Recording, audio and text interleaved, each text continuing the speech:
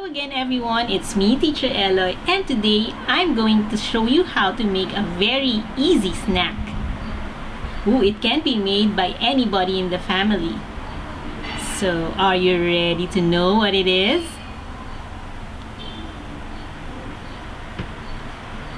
It is s'mores. Here we go. We will need some graham crackers,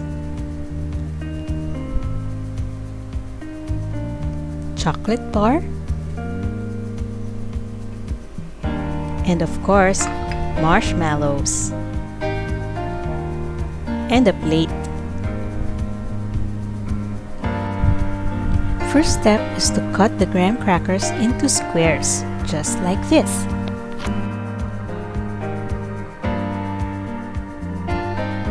So I put 2 squares on my plate. And of course, let's put chocolate bars on top of our graham crackers. And the most important ingredient, the marshmallows on top. The next step is to put it in the microwave oven for about 10 to 15 seconds. Just make sure that your container or your plate is microwave safe.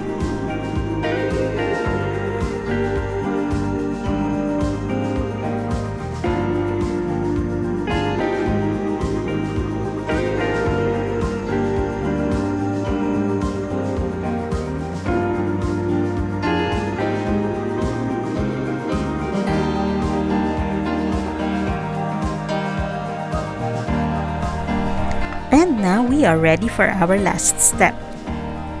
We will put another graham square on top of our s'more.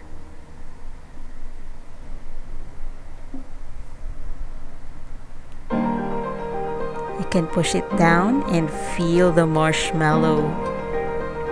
So squishy. Just be careful, it's still hot.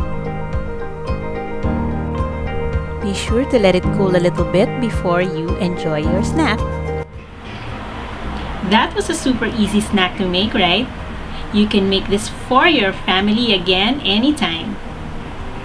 I'll see you again next time for another fun, exciting activity. Bye!